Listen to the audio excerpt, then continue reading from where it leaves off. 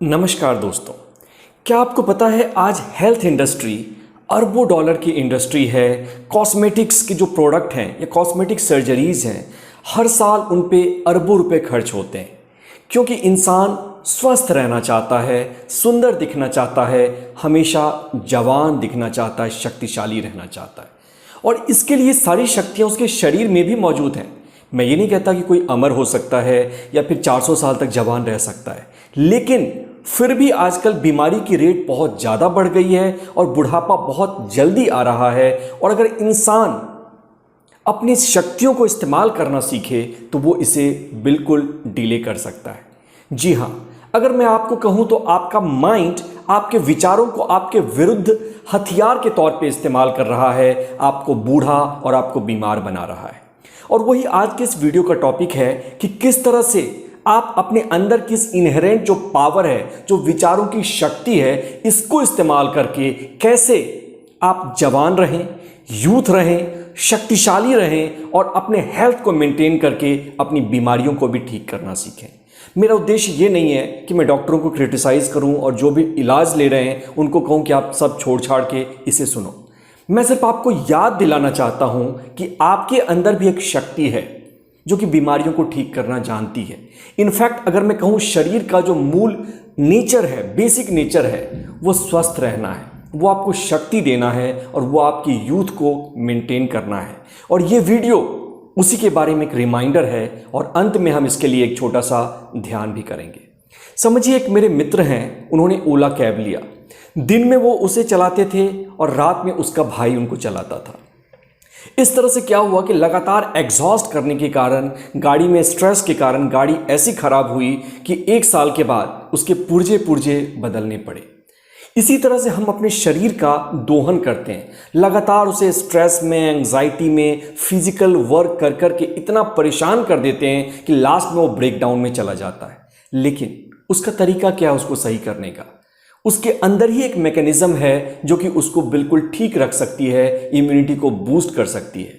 उसे ज़रूरत है सही वातावरण की, लेकिन ये सही वातावरण हमारा विचार कभी पैदा होने नहीं देता।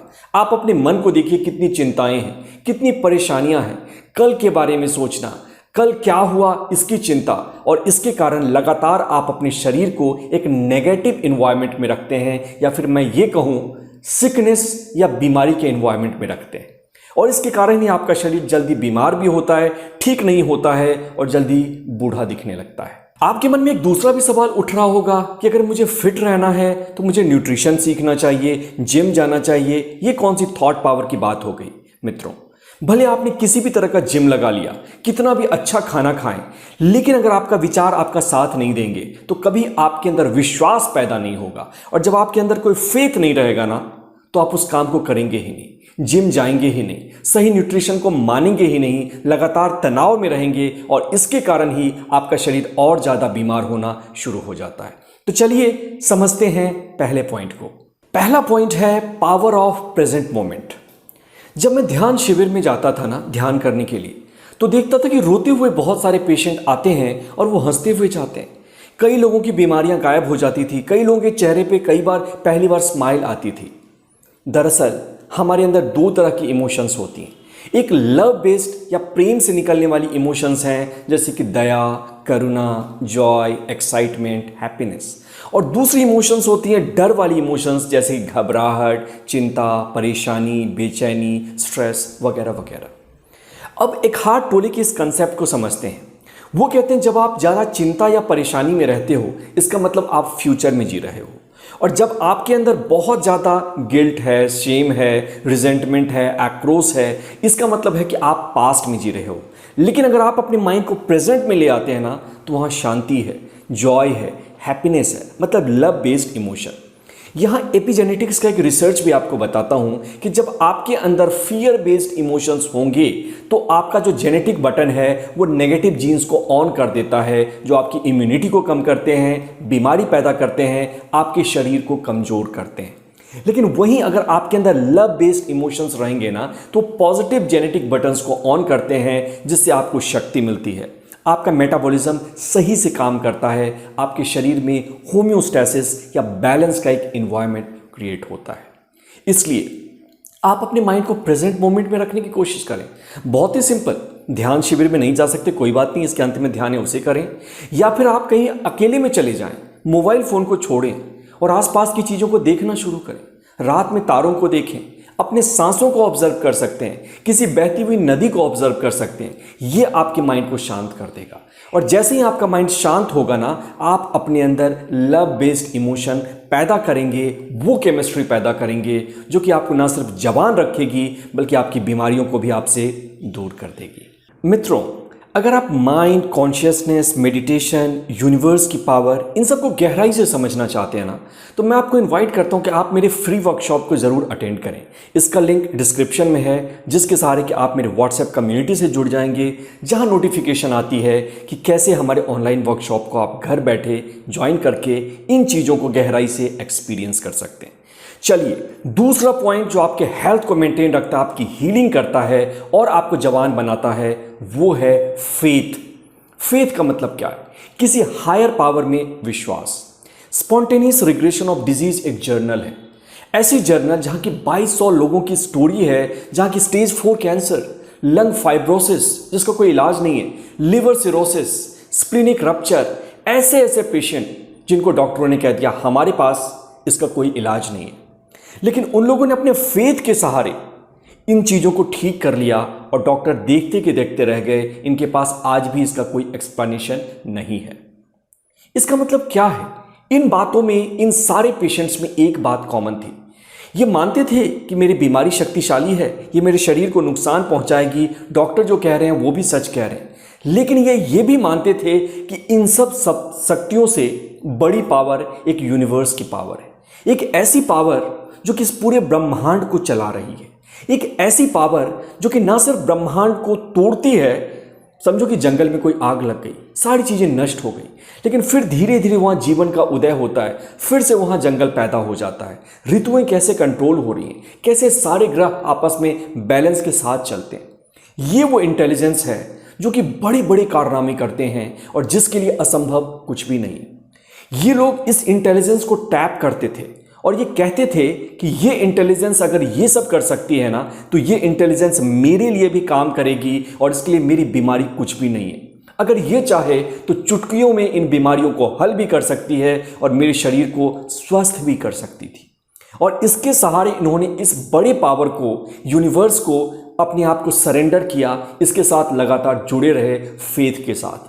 याद रखिएगा, फेथ भी एक बहुत अच्छा पॉजिटिव बायोकेमिकल आपके अंदर क्रिएट करता है, लव बेस्ड इमोशन, और इसके कारण इनकी बीमारियां बिल्कुल ठीक हो गई। मैं चाहता हूं कि आप भी सोचें, आप कौन से बड़े पावर को मानते हैं, कौन सी ऐसी शक्ति को रिकॉग्नाइज करते हैं जिसके लिए कि असंभव कुछ भी नहीं है। दिन में 10 से 15 मिनट इस शक्ति का स्मरण जरूर करें, उससे कनेक्ट करने की कोशिश करें और खुद को याद दिलाएं, अगर ये शक्ति ब्रह्मांड में कहीं भी काम कर रही है तो ये शक्ति आज मेरे लिए भी काम करेगी, मेरी समस्याओं का भी समाधान जरूर करेगी। तीसरा पॉइंट है having a mission in life. हमें से ज़्यादातर लोग ना चैलेंजेस से डरते हैं, वो इस बात का वेट कर रहे हैं कि मैं अपने जीवन की शुरुआत तब करूंगा जब मेरे इस लाइफ की सारी प्रॉब्लम खत्म हो जाएगी, बेटी की शादी हो जाएगी, सब कुछ गायब हो जाएगा। लेकिन जब मैंने आईसीयू में पेशेंट्स को देखा ना, ऐसे पेशेंट रहते हैं जो कि मरने वाले होते हैं, उसमें से 50 to 60% जो वेंटिलेटर पे होते हैं वो एक्सपायर हो जाते हैं। जब मैंने उनकी तरफ देखा ना, या वेंटिलेटर पे जाने से पहले जो उनकी स्टेट थी, तो जो उनको ट्रॉमा हुआ था, जो बीमारी थी, वो तो अलग बात है, लेकिन उनके अंदर होप की कमी थी, उनके पास जीने का कोई कारण नहीं था। उनकी आंखें शायद बिल्कुल स्पष्ट कह रही थी ना, अगर मैं बच भी गया ना तो मेरी ज़िंदगी किस काम की है, मैं चाहे यहाँ रहूँ हॉस्पिटल में या फिर घर पे रहूँ, मेरी लाइफ में कोई मीनिंग नहीं है। कहने का अर्थ ये कि उनकी लाइफ में कोई मिशन नहीं था, जीने का कोई कारण नहीं था, इसके कारण उनकी इम्यूनिटी कमज़ोर हो गई, इसके कारण बुढ़ापा जल्दी आया और इसके कारण भी वो मौत के जल्दी नज़दीक चले गए। एक रिसर्च ये कहता है ना कि जब लोग रिटायर हो जाते हैं तो 70% लोग बहुत तेज़ी से बूढ़े होते हैं, बीमार होते हैं और उनकी मृत्यु बहुत जल्दी होती है। लेकिन वहीं 30% लोग जो कि इस लॉ से बाहर निकल गए, उनकी लाइफ में कोई ना कोई चैलेंज होता है, चाहे बेटी की शादी होनी बाकी होती है, या फिर बेटा शराबी है, या फिर कोई ज़मीन जायदाद की प्रॉब्लम है, या कुछ ऐसी प्रॉब्लम है जिसके कारण कि वो फंसे पड़े हैं। दरअसल वो फंसे पड़े नहीं हैं, ये यूनिवर्स का गिफ्ट है। क्योंकि ब्रह्मांड जब भी आपको कोई गिफ्ट देता है ना, वो गिफ्ट बाहर से आपको बुरा लगता है, लेकिन ये आपके लिए बिल्कुल ज़रूरी है। इसलिए अगर आपके जीवन में कोई चैलेंज नहीं है ना, तो आप जीवन में चैलेंजेस को ढूंढें, देखें कि कैसे आप अपनी लाइफ को मीनिंगफुल बना सकते हैं। अगर आपकी लाइफ में ऐसा कोई चैलेंज या कोई रीज़न नहीं है, तो आप ये रीज़न पैदा कर सकते हैं। अपने शौक के सहारे एक नई किताब को लिखना शुरू करें, किसी एनजीओ से जुड़ जाएं। हो सकता है किसी गार्डन में आप फ्री में गार्डनिंग का काम करें, किसी बच्चे को पढ़ाना शुरू करें। जब आप ऐसा करेंगे ना, तो आपको अपनी लाइफ खाली महसूस नहीं होगी। डीपली कनेक्ट करिएगा इन बातों से। आपको खालीपन का एहसास नहीं होगा। जब आपके पास कोई जिम्मेदारी नहीं होती है ना, रिटायरमेंट के बाद क्या होता है, इंसान खाली महसूस करता है, एम्प्टी महसूस करता है कि मेरी किसी को अब ज़रूरत नहीं है। लेकिन याद रखिएगा, जैसे ही आप किसी काम से जुड़ते हैं, किसी मिशन से जुड़ते हैं, आपको लगने लगता है कि आपकी ज़रूरत है, आपके ऊपर कुछ जिम्मेदारियां हैं और आप भी इंपॉर्टेंट हैं। और ये जो फीलिंग है ना, ये आपको एम्प्टीनेस नहीं, आपको फिर से फुलनेस का एहसास कराता है। ऐसा एहसास कराता है कि आप पूरी तरह से संपूर्ण हैं। और जब आप इस संपूर्णता का एहसास कराते हैं ना, तो ये अपने आप में सबसे बड़ी हीलिंग फोर्स है। इसको कैसे अप्लाई करना है?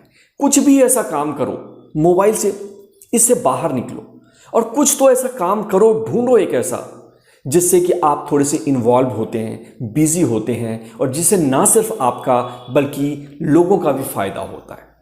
तो चलिए अब एक छोटा सा मेडिटेशन करते हैं। उससे पहले आप लोग सबके सब इस चैनल को सब्सक्राइब कर लीजिए आराम से, और व्हाट्सएप ग्रुप को ज्वाइन कर लें ताकि आप मेरे वर्कशॉप को अटेंड कर सकें। आराम से बैठ जाएं और अपने पूरे शरीर को ढीला छोड़ दें। एक गहरी सांस अंदर और धीरे से बाहर। एक और गहरी सांस अंदर और धीरे से बाहर। पूरा शरीर ढीला पड़ रहा है। आंखों को बंद रखें। चेहरे की मांसपेशियों को रिलैक्स होने दें। सिर का पिछला हिस्सा ढीला पड़ रहा है। दोनों कंधे, हाथ, छाती और पेट ढीले पड़ रहे हैं और दोनों पैर भी ढीले पड़ रहे हैं। अपने जीवन के उस टाइम में चले जाएं जब आप स्वस्थ थे, हेल्दी थे और शक्तिशाली अनुभव करते थे। देखें आप कैसा महसूस करते थे।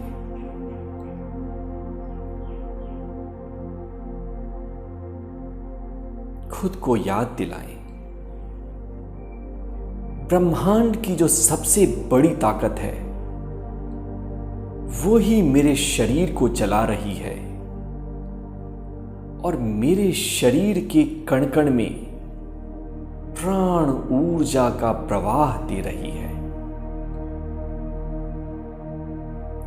ये ताकत संपूर्ण है। ये ताकत कुछ भी कर सकती है। अगर इसने पास्ट में मुझे शक्ति दी है, वाइटैलिटी दी है और ऊर्जा दी है, ये ताकत आज भी सक्षम है कि मुझे शक्ति दे, हेल्दी बनाए, मेरी बीमारियों को ठीक करे और मुझे यंग रखे, युवा रखे। कल्पना करें कि आपके पूरे शरीर में ब्रह्मांड की एक दिव्य ऊर्जा बह रही है, इलेक्ट्रिक करंट की तरह।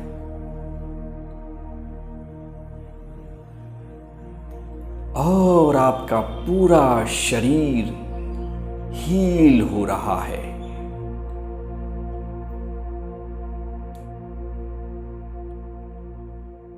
मैं ब्रह्मांड की सबसे बड़ी ताकत से जुड़ने के लिए तैयार हूं।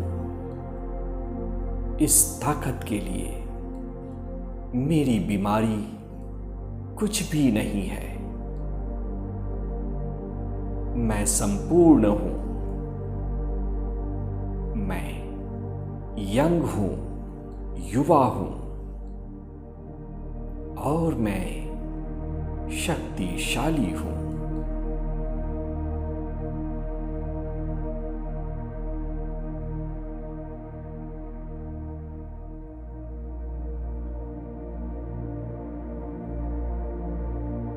इस विश्वास को अपने अंतर्मन में धारण करते हुए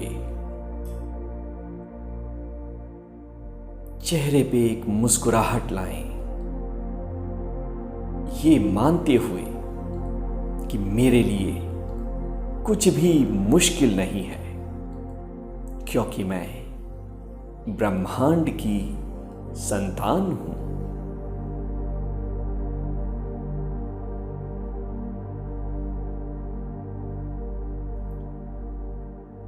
अब धीरे धीरे अपने शरीर को हिलाना शुरू करें।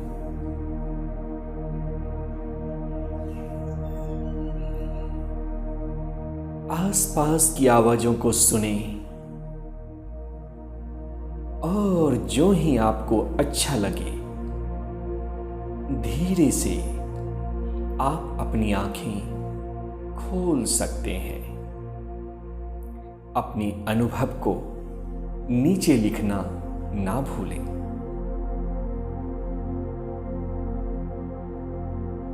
धन्यवाद। Thank you.